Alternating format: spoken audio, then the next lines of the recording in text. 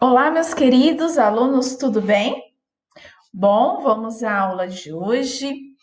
Hoje nós vamos retomar o conteúdo de história. Conteúdo maravilhoso. Eu gosto muito. E vamos fazer a correção do conteúdo passado, tá? Então a Pro tá aqui. Ai, gente, esse cabelinho aqui. Então a Pro tá aqui, começando com a correção. Vamos lá? As comunidades fazem história. Então, nós estamos aqui com a comunidade indígena. Nós aprendemos que os índios não são todos iguais, que eles têm diferentes línguas, diferentes modos de organizar o serviço na tribo, o trabalho na tribo, né? E diferentes formas de organizar a moradia. Então, nós temos aqui identificar o papel dos grupos sociais, das comunidades indígenas, reconhecer os aspectos culturais dos povos e reconhecer que o nosso país é formado por uma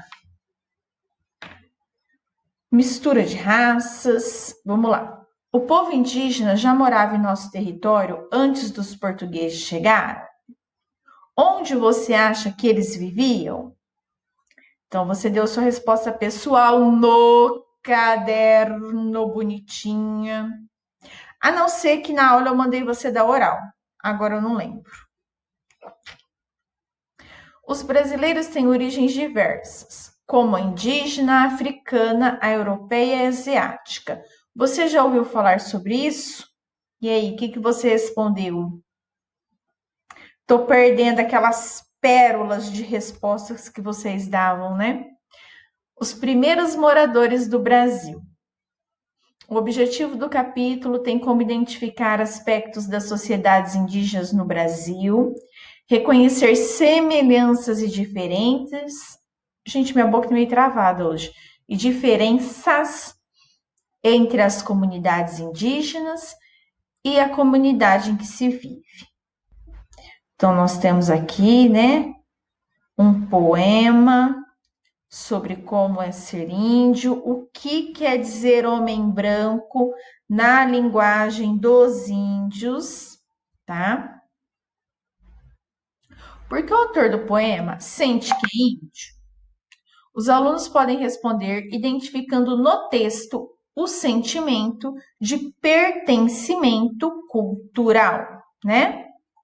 Sinto que sou índio, porque falo minha língua, uso minha cultura e tenho um outro costume. Então, vamos lá. Aqui mais um pouquinho, falando que a gente tem que destacar os aspectos das condições indígenas, a diversidade dos povos indígenas. Pessoal, na aula passada eu não falei, mas nós estamos vivendo uma grande mortandade, posso dizer assim, dos povos indígenas, tá? Nós estamos vivendo uma era, né, que vai ser estudados nos livros no futuro, porque o Covid-19 tem matado muitos integrantes dos povos indígenas, tá? Eles não tinham preparo para passar por uma situação dessas e eles não foram guardados devidamente pelo Estado, tá bom? Porque tem as pessoas que vão até a floresta, perto das reservas indígenas, principalmente para tirar os recursos naturais, são para tirar os minérios, né? Que é uma parte muito triste que ainda vocês vão estudar da exploração das nossas florestas e acaba levando o vírus para dentro das comunidades indígenas. E eles não têm preparo para isso, não têm imunidade, não tem hospitais, não tem médicos para identificar esse novo vírus. Então, até que eles cheguem aos recursos da cidade, até que a cidade consiga identificar que aquela tribo indígena foi contaminada, nós estamos tendo assim o número de indígenas mortos é grande e o Brasil está sendo cobrado por isso, viu? O Brasil está sendo cobrado por não preservar, não dar suporte às comunidades indígenas nesse momento, por deixá-los à própria sorte, tá? Então, vocês vão estudar isso futuramente. Quando vocês estudarem que as grandes acontecimentos que diminuíram muito o número da população indígena, futuramente vocês vão encontrar a Covid-19 como sendo um dos responsáveis pela diminuição dos povos indígenas, tá? É algo muito triste mesmo. Então, vamos lá, né? Aqui nós temos a terra indígena, um território ocupado por um povo indígena, em caráter permanente, reconhecido pelo Estado como imprescindível para a preservação da vida e da cultura desse povo. Alguns governos levam isso mais a sério e outros bem menos, tá? Então, quando a gente tem governos que realmente prezam pela preservação da parte da floresta que é de reserva indígena, pelo território indígena e multa realmente, né, os garimpeiros que invadem as terras e multam as empresas e divulgam o nome das empresas que fazem isso. Aí a gente tem uma deixada em paz dos índios, vamos dizer assim, né? A gente tem assim acaba se respeitando pelo medo da punição, tá bom? Mas quando a gente tem um governo que faz um pouquinho mais de vista grossas para isso, aí nós temos um efeito contrário.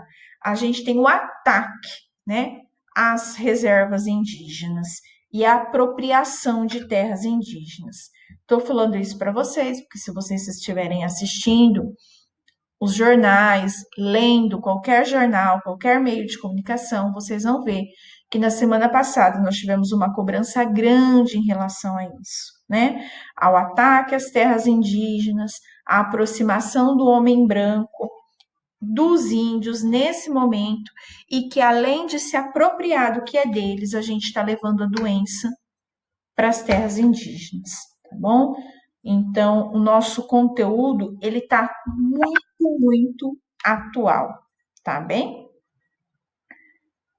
E aqui vocês veem que é reconhecido pelo Estado o direito do índio à sua terra, a seus costumes, a preservar o seu modo de viver, tá bom?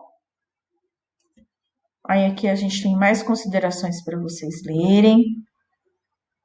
Lembrando que as respostas pessoais têm que ser baseadas naquilo que a gente está aprendendo, né? Eu não posso falar sobre caminhão, você está perguntando sobre índio.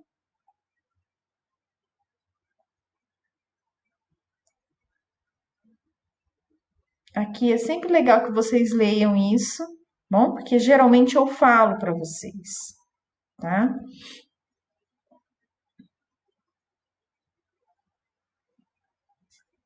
Nós fomos até a página 135, né? Deixa eu ver se é essa. Peraí, eu vou voltar devagarzinho, tá? Aqui nós temos o culto às pessoas que foram importantes, né? Lembrei.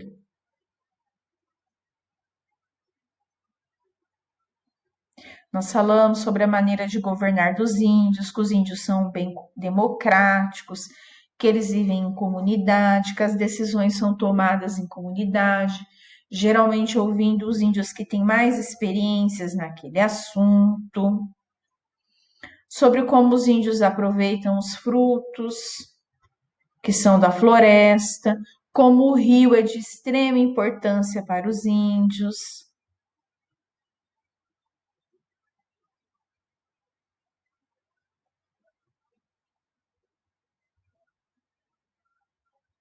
Eu tenho aqui em casa, viu, gente? Vasos e panelas feitas de barro.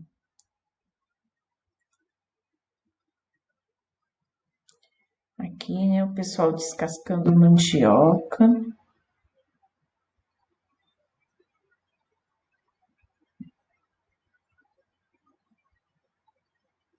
Todo mundo, vocês acabaram descobrindo que todo mundo tem um pouco de índio dentro de si, né? Porque nós usamos muitas palavras que são do vocabulário indígena.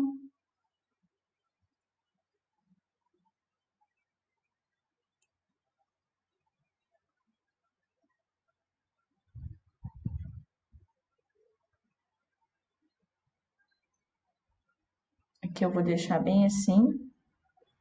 Aí vocês pausam o vídeo, tá? E aí vocês façam a correção.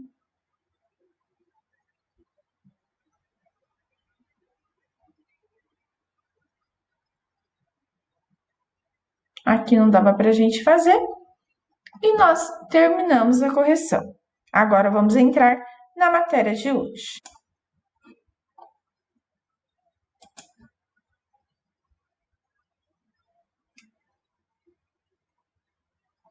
Vamos lá, vocês vão acompanhar um pouquinho aqui o processo, tá bom? Porque senão eu não consigo clicar no que tem que ser clicado.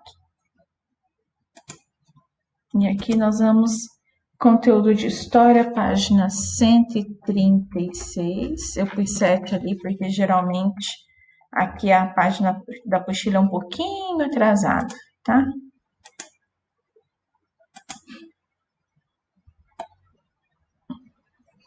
Então vamos lá, né? O respeito às comunidades indígenas. Sempre acontece algumas páginas de tampar um pouquinho.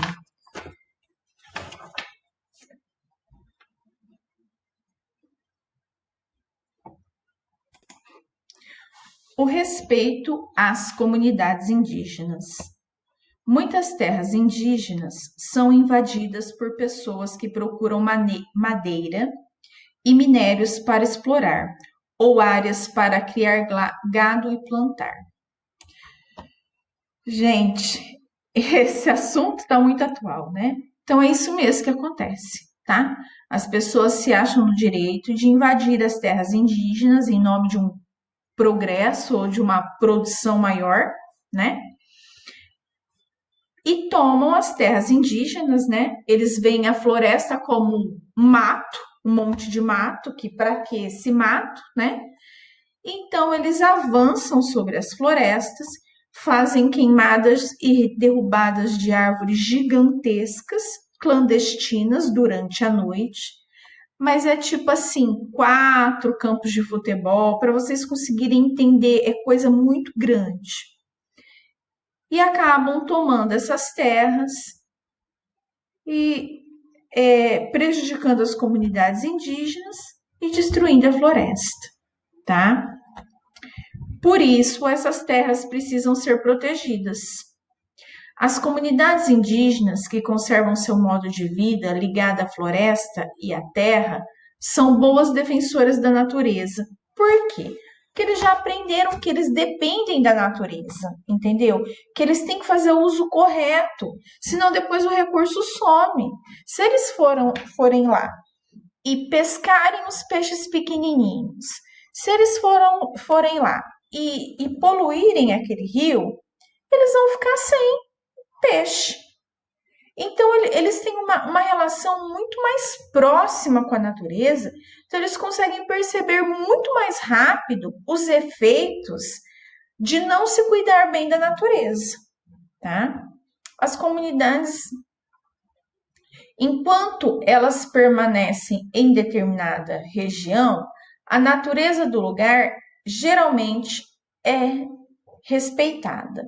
Leia o texto abaixo e descubra o que os índios dizem. Os povos indígenas sempre respeitam a natureza. O mato não pode acabar, por isso não cortamos pau à toa. Nós não cortamos pau precisando fazer casa, nós só cortamos pau precisando fazer casa, precisando fazer fogo, precisando fazer canoa, precisando fazer pinguela, precisando fazer arco, só quando é preciso. Gente, o ser humano, ele não usa madeira só quando é preciso. Ele quer madeira para fabricar móveis, para vender em grande escala, né? Para fazer telhado de casa. E quantos móveis a gente não desperdiça, né? A gente enjoa, joga fora, não quer mais. O índio, ele não é assim. Ele só pega alguma coisa mesmo quando tá precisando. E não é um monte. Por isso que ele não destrói a natureza. Quando ele tá precisando de uma canoa, é uma canoa para a tribo inteira descer o rio. Não é fabricar um monte de canoa para vender e ganhar dinheiro. Não é isso, tá bom? Então, ó, pinguela é ponte, quando precisa fazer uma ponte, né? Por algum motivo, porque um rio subiu demais, eles não conseguem passar para outra área. Então, é um uso consciente dos recursos, coisa que o ser humano não faz, né? O homem branco não faz. A nossa sociedade, ela visa o lucro, né? Ela não visa só assim produzir aquilo que é necessário para sobreviver. Essa agricultura que fala aqui não é aquela agricultura de subsistência que eu falei para vocês, onde a pessoa vai lá e planta o que ela vai comer. Não, são as grandes áreas agrícolas, né? Para consumo, para exportação. Então, gente, a gente precisa achar um equilíbrio. Não é que a agricultura é errado, não é isso. Mas a gente precisa achar um equilíbrio entre produzir e preservar. E esse equilíbrio é importante para que o planeta continue produzindo. Porque se a gente avançar sobre os recursos naturais de uma maneira sem critério, as nossas terras vão acabar ficando improdutivas, tá? Nós vamos ficar com um clima terrível. Vocês não veem como o calor vem aumentando? Votuporanga mesmo. Estamos há quantos dias sem chuva? Vocês podem achar absurdo o que eu falo, o que eu vou falar aqui, mas a chuva aqui em Votuporanga depende da floresta amazônica. As nuvens de chuva são criadas lá. Nós dependemos da umidade de lá. Pra você tá louca, a gente tá tão longe, mas é a pura verdade, tá? Nós dependemos das áreas de instabilidades que vêm de lá. Faz quanto tempo que não chove na nossa cidade? Olha o ar como que está seco. Eu tô falando com vocês aqui, ó, já tô achando falta da minha garrafinha de água que eu não trouxe, que a boca fica seca, o nariz fica seco. Professora, mas agora você estava falando de Índia, agora você está falando de boca seca, nariz seco. É o clima, gente. O nosso clima depende da preservação da floresta, tá? É que como não é uma coisa assim, não é que nem um beliscão que você dá e já sente a dor. Não. A natureza é diferente. Você vai acabando com ela, né? Você vai destruindo e o processo ele demora um pouco para chegar até você. Só que quando chega, é muito difícil de reverter. Por exemplo, demora quanto tempo para reflorestar uma área? Muito tempo.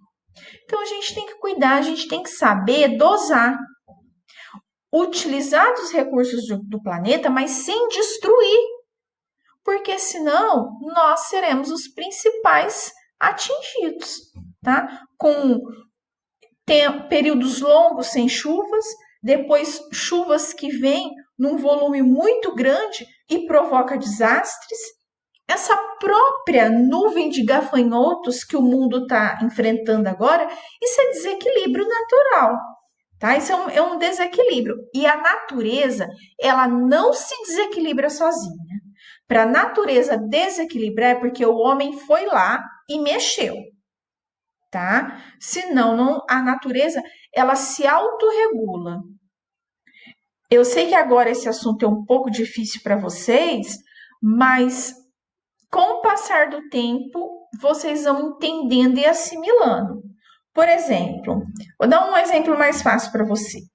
Você ama beija-flor. Toda manhã você senta para ver os beija-flores vindo nas suas flores. Mas aí o pessoal achou que estava dando muito trabalho cuidar do quintal, foi lá e cimentou tudo. Você não vai mais receber beija-flores. Os beija-flores não vão vir mais até a tua casa. não vão vir até a tua casa por conta das flores.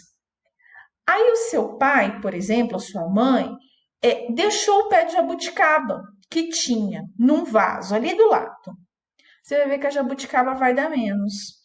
Porque os beija-flores não vão vir, as abelhas não vão vir em tanta quantidade, elas também são responsáveis por, por ir de plantinha em plantinha para que nasçam as frutinhas. Você vai ver que o clima na varanda da sua casa vai ficar mais quente, porque planta regula o clima. Anda numa rua escaldante, para debaixo da sombra de uma árvore. Agora imagine uma floresta que tem aquela imensidão de árvores, tá? Então, gente, a gente tem que preservar a natureza, não é escolha. A gente se engana quando a gente acha que preservar a natureza é uma escolha.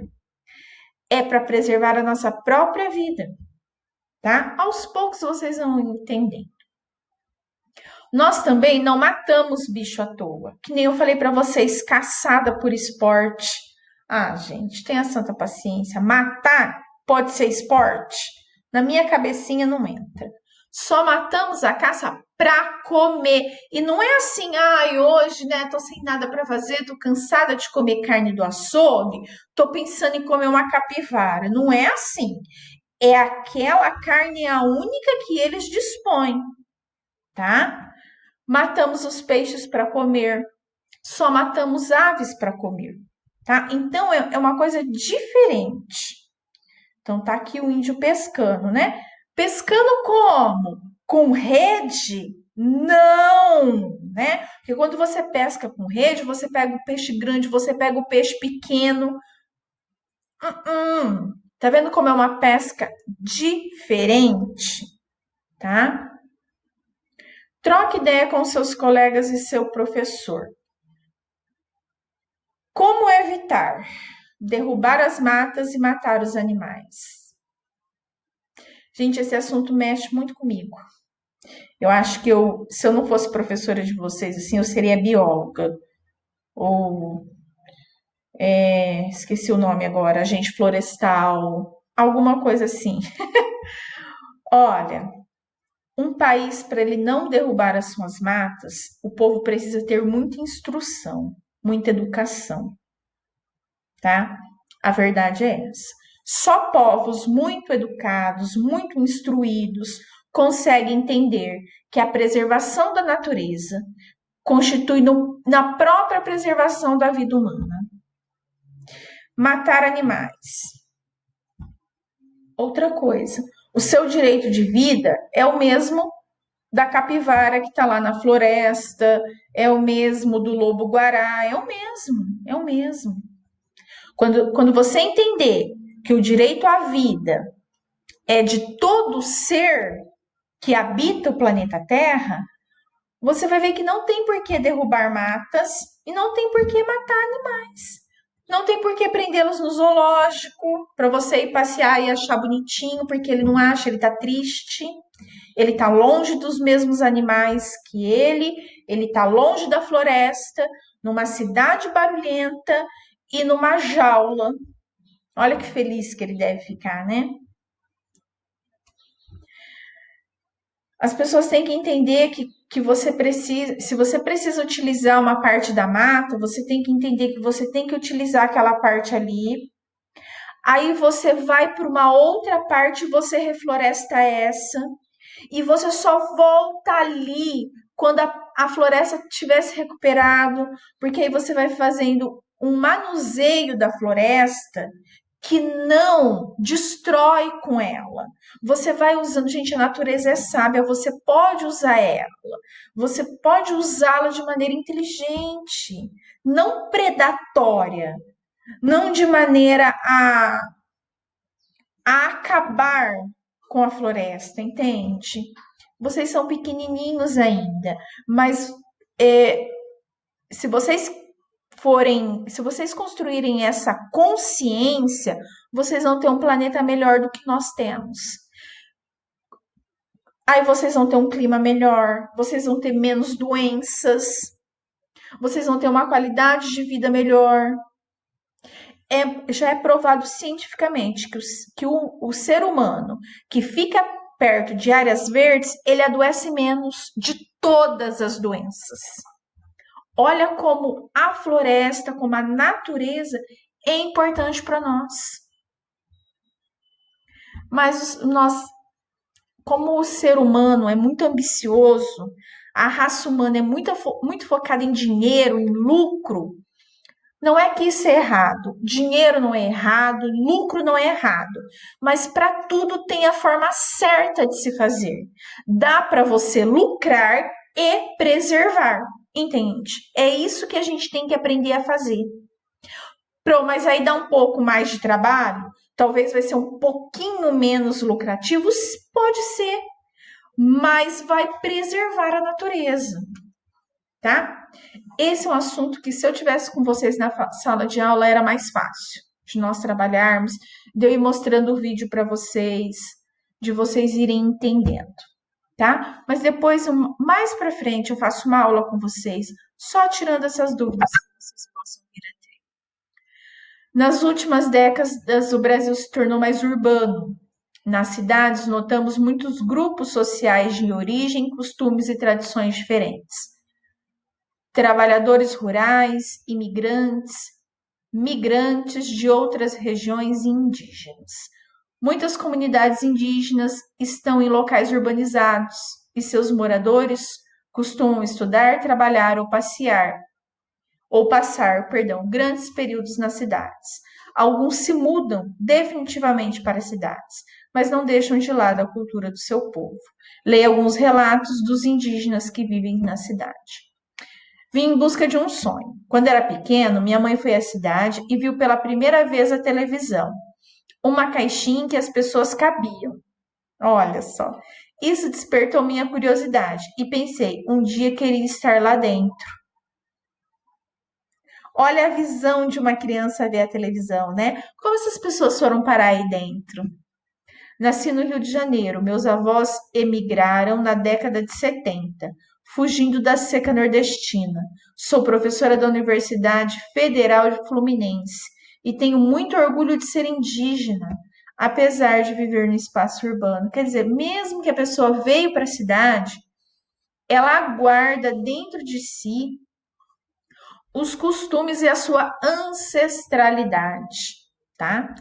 Nossos costumes têm muito a ver com a natureza. Por isso aqui eu entro em conflito comigo mesma. Não tem terra, não tem ar. Dentro de casa, vou fazer meu ritual com quem? É um lugar pequeno e tudo tem regras. Olha como é difícil. Uma pessoa acostumada a viver rodeada pela natureza, vir morar numa casa. Como ela não se encontra, né? Como ela luta com ela mesma. Converse com seus colegas e o professor. Quais são as dificuldades enfrentadas por um indígena que vive na cidade? Tudo, gente. Nossos costumes é totalmente diferente dos deles. Nossa maneira de se vestir é diferente da deles. Nossa maneira de se pintar é diferente da deles. Nossa relação com a natureza é diferente. Ele enfrenta muita dificuldade em se adaptar. Mesma coisa se você saísse da sua casa e fosse para a floresta. Você ia sentir falta do seu chuveiro aquecido, você ia sentir falta da sua cama, você ia ficar com medo dos bichos, você não ia saber o que você podia comer da mata e o que você não podia. Entende? Eles também enfrentam isso. De olho na imagem. Eu vou até a página 141. Nós estamos vendo aqui, né, uma imagem. Vamos lá.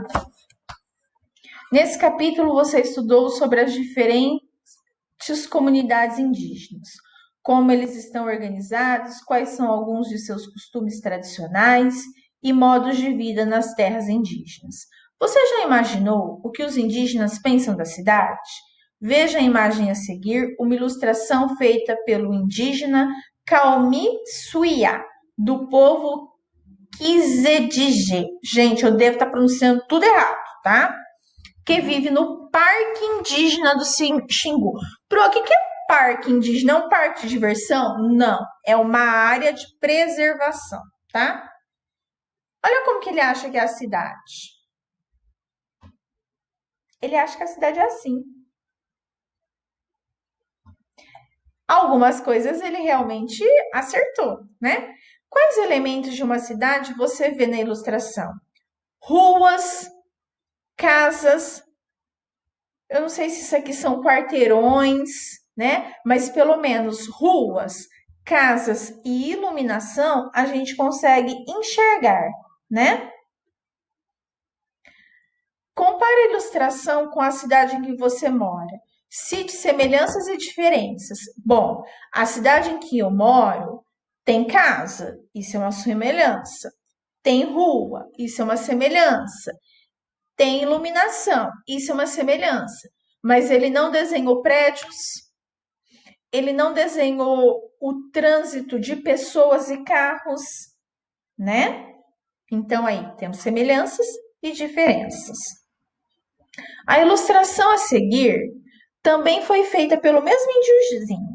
A imagem representa o Parque do Xingu, onde ele mora e ensina a língua do seu povo. Olha que diferença. Está vendo um monte de casa?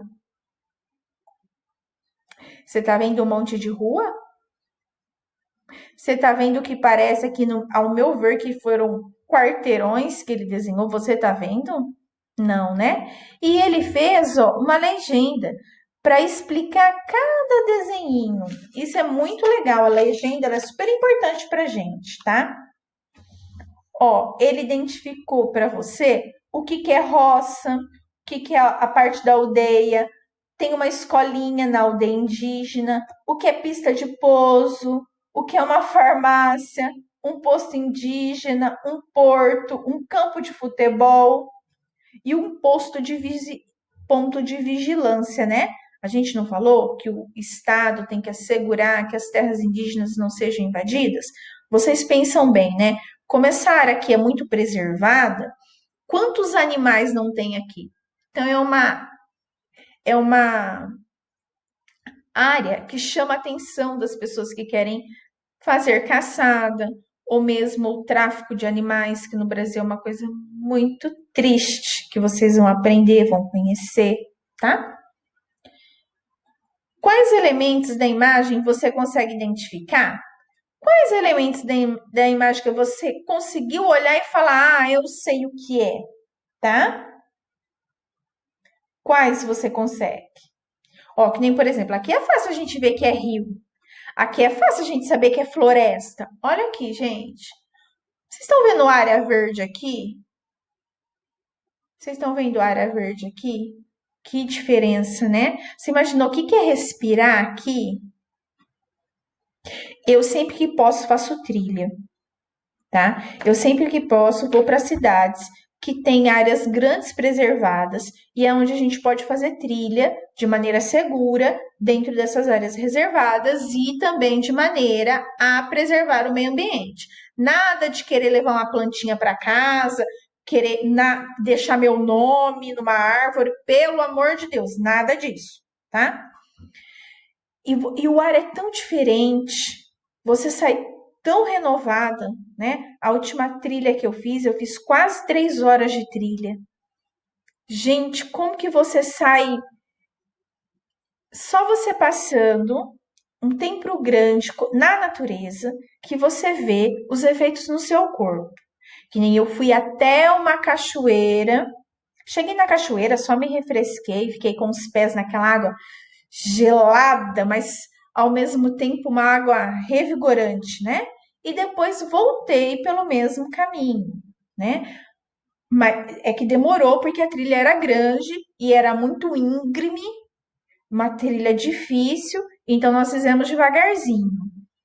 Mas aí você vê o quanto a natureza faz falta no seu dia a dia, tá? Na sua opinião, para Calmi, a cidade é um lugar familiar ou estranho? Olha o que ele está acostumado e olha a cidade. Você acha que ele gosta? Você acha que ele acha estranho? Ou você acha que ele, não, normal para mim? O que você acha?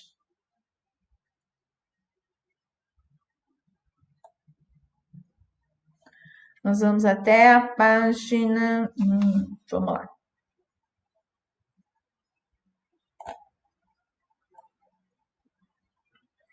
As ameaças à terra indígena.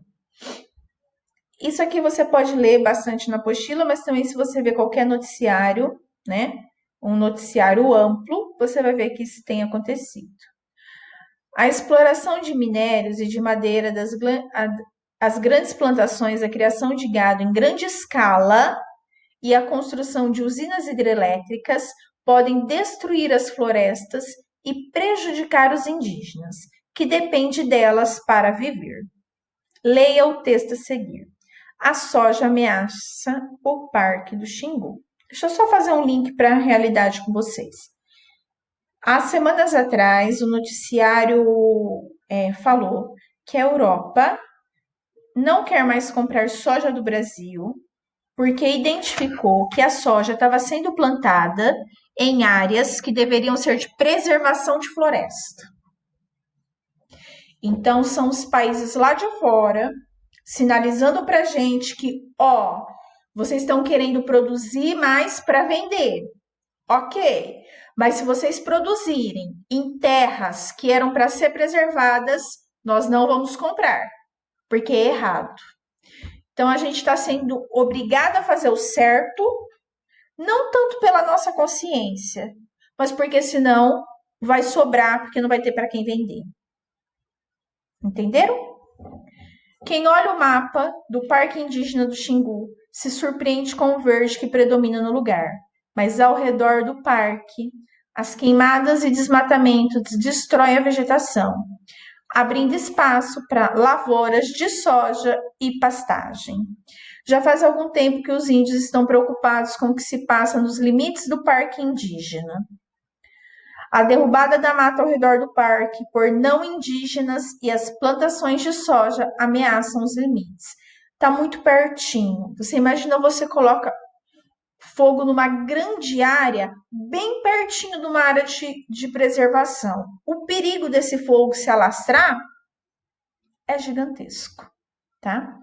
No parque vivem 14 etnias diferentes, com costumes e culturas diversos. Para controlar a invasão da área, foram construídos postos de vigilância perto de alguns rios.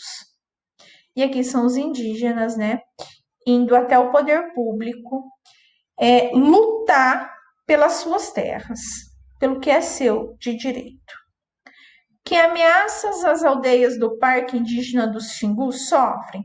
Queimadas para plantação de soja, de pasto e para exploração de minérios, tá? As comunidades indígenas podem se modificar em contato com não indígenas. Muitos grupos foram obrigados a abandonar seu costume e tradição e hoje lutam para ser reconhecidos como indígenas. Outros mantêm as tradições que tinham quando desconheciam os não indígenas. Há também aqueles grupos que se adaptam à tecnologia e aos costumes, que vêm de fora da aldeia. Caminhonetes, barco a motor, trator, rádio, pilha, relógio, enfim, tudo isso que a gente usa aqui, né? Aí a gente viu que o recurso tecnológico, ele pode tanto afastar o índio das suas tradições, como servir para que ele mantenha as suas tradições. Se você não lembra, reveja o conteúdo, tá? Que costumes dos não indígenas aparecem nessa fotografia? Bom, os índios não têm por costume registrar os seus momentos com máquina fotográfica, né? E agora esse índio está registrando os momentos dos índios com máquina fotográfica. Então ele se apropriou, né, de um costume do homem branco na aldeia indígena, né? Ele está fotografando ou filmando. Parece que isso é mais uma filmadora, tá bom? Minha coleção de palavras. Hoje você vai ficar com a coleção de palavras costume. A palavra a seguir aparece várias vezes nesse capítulo. Converse com seus colegas sobre. Olha, gente, hoje estou enroscando. Eu acho que estou ficando muito sozinha, eu fico muito quieta. E aí, quando eu vou falar com vocês, não está funcionando. Converse com seus colegas sobre o significado da palavra costume. Você a usa em seu cotidiano da mesma forma que ela aparece nesse capítulo? A gente pode falar assim, por exemplo, ah, mas esse moleque tá com costume de ficar com a mão na boca. Os costumes indígenas não se refere a mania, tá? A gente usa a palavra costume como mania. Os índios usam a palavra costume, aqui o texto costume vem como tradição, tá? Vem como mais os hábitos que se referem à tradição. Dê um exemplo de costume que faça parte do seu grupo familiar ou até mesmo da sua comunidade. Você quer ver como costume? Eu peguei alguns costumes da família do meu marido, que é uma maneira de viver diferente. Por exemplo, eles têm por costume passar café depois das refeições. E eu adquiri esse costume. Eu tomo café de manhã, mas depois que almoço, eu gosto de fazer um cafezinho e depois da janta também eu gosto de fazer um cafezinho. Esse costume eu adquiri da família do meu marido. Vocês estão vendo como tem costumes familiares? E o meu marido adquiriu como costume da minha família os churrasquinhos ao domingo. Que na casa dele eles não tinham por hábito assar carne, como tem a minha família tem por hábito. E ele adorou. E hoje ele assa carne muito bem. Ele é até o churrasqueiro oficial da família. Vê como que ele se apropriou do nosso costume, né? Só dividir com vocês para vocês verem que a gente usa a palavra costume de uma maneira diferente do que foi referido ali às tribos indígenas. Eu quero de coração que vocês tenham entendido esse conteúdo, que vocês leiam com todo carinho, que vocês entendam que as pessoas são diferentes e que as diferenças têm que ser respeitadas. Se você quer ser respeitado, você tem que respeitar o outro primeiro. Eu espero que a geração de vocês entendam que é importante respeitar a natureza, que é importante a gente viver em harmonia no planeta, tá bom? E que não é que a agricultura, pecuária é errado, não é isso, mas a gente tem que fazer de uma maneira equilibrada, tá? Uma maneira que dê para a gente usar os recursos naturais sem destruir e sem desequilibrar o planeta como um todo, senão a gente não vai ter uma sobrevivência bacana, tá bom? Beijo para vocês e até a próxima aula.